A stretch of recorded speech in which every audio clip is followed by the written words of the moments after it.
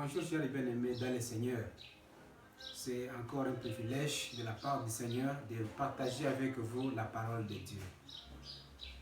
Et c'est dans quelques instants où j'ai cette révélation de vous partager sur la parole, l'importance de la parole de Dieu en deux dimensions. La dimension Logos et la dimension Rhéma. Ce soir, nous parlerons sur le Rhéma de Dieu. Lisons sans tarder les passages bibliques. Nous sommes dans Matthieu chapitre 4, verset 4.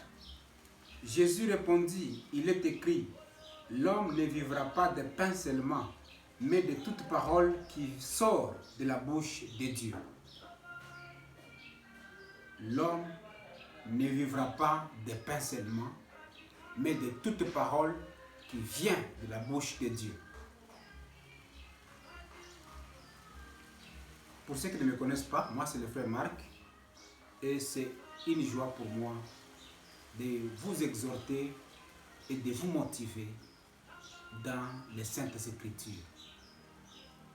Nous parlons sur le Rhéma de Dieu. Qu'est-ce que signifie le Rhéma? Le Rhéma, comme on veut de le lire, c'est la parole qui vient de la bouche de Dieu. La parole qui vient de la bouche de Dieu. Le dictionnaire parle que le Rhéma peut être un verset ou une phrase de la Bible que Dieu met en évidence pour une personne. Ça peut aussi être ce que Dieu prononce sur les champs d'une manière fraîche et renouvelée. Donc, en un mot, ce que nous appelons comme Logos, c'est la parole de Dieu, la parole écrite de Dieu, la parole existante de Dieu pour tout le monde, adressée à tout le monde, que tout le monde peut s'approprier. Tandis que le Rhéma, c'est aussi la parole de Dieu, mais avec une spécificité. C'est-à-dire, elle peut être adressée à une personne, à un groupe, à une nation, pourquoi pas au monde entier, mais beaucoup plus une spécificité individuelle.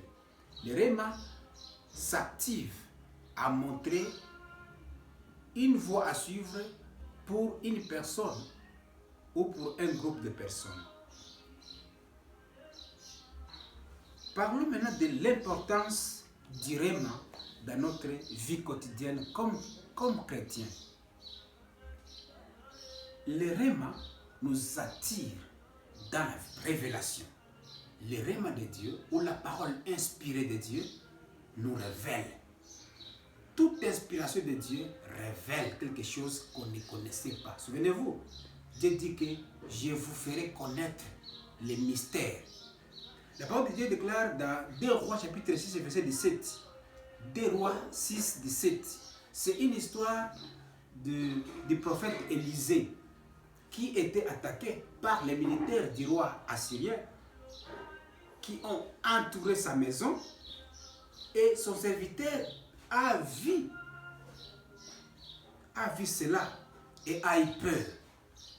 Mais le prophète lui a dit ceci, n'ayez pas peur, car ceux qui sont avec nous sont en grand nombre que ceux que vous voyez.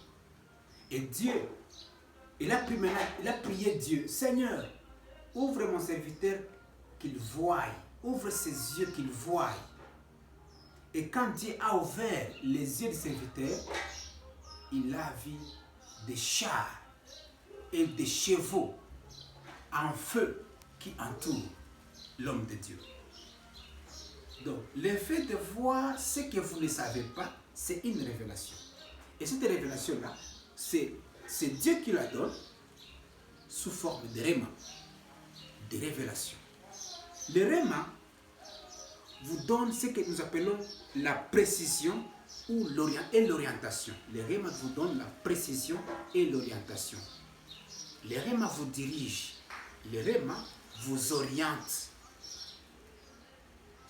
Dans Actes des Apôtres, chapitre 9, versets 10 à 11, c'est une histoire d'un serviteur de Dieu qu'on appelle Ananias qui devrait recevoir un homme nouvellement converti, Saul.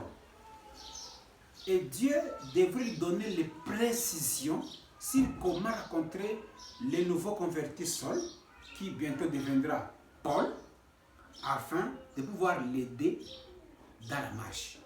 Et comment Dieu a fait? Dieu a visité son serviteur et lui a révélé même l'adresse là où il peut rencontrer Paul. Et c'est comme ça que le Réma vous donne des précisions, vous donne des orientations et vous dit, tu vas passer dans telle rue, tu vas passer par telle ville, tu vas raconter de tel type de personnes. C'est ça le Réma. Le Réma vous oriente. Vous ne savez pas où passer, mais le Réma, c'est une révélation qui vous donne la voie à suivre. Le Réma aussi confirme les logos, confirme la parole écrite de Dieu, la parole existante de Dieu. Le Réma confirme ce que dit la Bible. Si nous pouvons lire Matthieu chapitre 16, verset 16, ici, dans Matthieu 16, verset 16, Christ est en train de demander, qui suis-je? Qu'est-ce que les gens disent de moi? D'autres disent, tu es prophète. D'autres disent, chacun dit selon ce qu'il attend. Mais Simon Pierre, lui se leva et dit, toi tu es le Christ, le Fils de Dieu. Christ connaissant bien Pierre, il a dit que cette révélation ne vient pas de Pierre. C'est seulement mon Père qui l'a révélé. Le Réma vous révèle. Le Réma confirme la parole. Jésus-Christ, c'est le Christ. Depuis les prophéties anciennes dans l'Ancien Testament comme dans le Nouveau Testament, c'est connu, il est le Christ. Mais pour le prononcer, il a fallu une révélation de Dieu à Pierre. Pour que Pierre le dise ouvertement, je sais que toi, tu es le Christ, le Messie de Dieu. Cette révélation de Pierre lui a valu une valeur. Et Christ lui a donné même une signification à son nom, disant que toi, tu es Simon, et maintenant tu es Pierre, sur lequel je bâtirai mon église. En cinquième lieu, le Réma renforce notre foi et dissipe les doutes. Quand nous avons une révélation, nous avons plus de clarté sur la situation. Je vais vous donner un petit exemple. Si par exemple la parole de Dieu vous dit que je suis avec toi tous les jours jusqu'à la fin du monde. Je suis avec toi, c'est Dieu qui le dit, c'est Christ qui le dit que je suis avec toi. Si tu peux entendre la même parole, je suis avec toi dans la dimension de l'inspiration, dans la dimension de révélation, ça donne encore plus de confiance. Ça ajoute un plus de ce que vous savez déjà. Donc, le Réma renforce ce que vous savez et votre foi grandit davantage. Donc, le Réma vous donne un accès libre à la croissance spirituelle et que votre foi est affermie davantage. Je me souviens un jour quand Dieu me disait, j'ai prié quelque part et je pleurais parce que je ne savais plus quoi faire. J'étais limité, j'étais au bout de mes pensées. Mais une voix est venue. Dans cette voix-là, il y avait une phrase. Toi, tu es mon garçon. Quand seulement j'ai senti que je suis le garçon de Dieu, quoique je le savais à travers la parole de Dieu, que je suis fils de Dieu, je suis enfant de Dieu. Mais comme c'était dans la dimension de l'inspiration, j'ai fondu en larmes pour adorer Dieu parce que simplement il m'a dit, je suis son garçon. Être le garçon de Dieu, quel choix, quel privilège. Bien aimé dans le Seigneur, je voulais terminer avec quelque chose qui va aussi vous intéresser.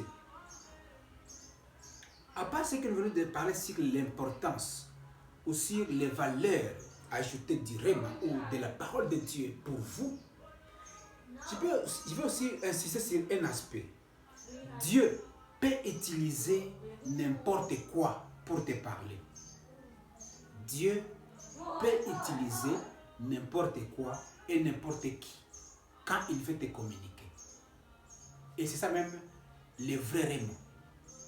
Réma ne se limite seulement pas sur ce qui est déjà écrit. Mais à travers ce qui est écrit, on peut y sortir quelques révélations. Et aussi, le rêve va encore plus loin. Dieu peut utiliser quelque chose qui n'a pas de sens. Un objet, une circonstance, une vie, une situation pour te communiquer quelque chose propre, approprié pour vous. Lisons pour terminer un passage dans Exode chapitre 3, versets 2 à 4. Exode 3, 2 à 4. L'ange de l'Éternel lui apparaît dans une flamme de feu au milieu d'un buisson. Moïse regarda, et voici, le buisson était tout en feu, et le buisson ne se consumait point. Moïse dit, je vais me détourner pour voir quelle est cette grande vision et pourquoi le buisson ne se consume point. L'Éternel vit qu'il s'est détourné pour voir, et Dieu l'appela du milieu du buisson et dit, Moïse, Moïse. Il répondit, mais voici Seigneur. Dieu a utilisé une circonstance qui est inappropriée, incertaine, une circonstance non habituelle. Moïse, comme tout berger, il a été stupéfait comment voir un buisson qui est en feu, mais ne se consume pas. Ce qui a attiré sa curiosité. Regarde maintenant.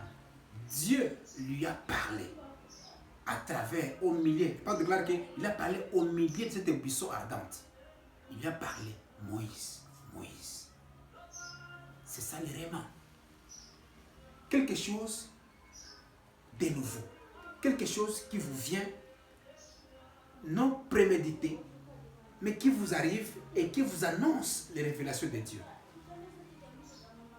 Bien-aimés dans le Seigneur, aimez marcher en écoutant la voix de Dieu. Aimez marcher en écoutant Dieu vous parler. Je vais terminer en prière avec vous. Seigneur, merci. Tu viens de parler à mon frère et à ma soeur. Ma prière est que ton esprit lui révèle des choses cachées. Lui révèle ce qu'il ne connaît pas encore.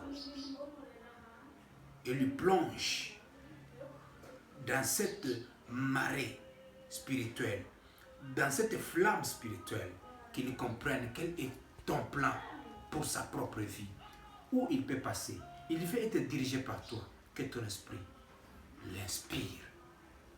Merci car tu es fidèle et tu vas bénir tes enfants selon ta parole. Au nom de Jésus. Amen.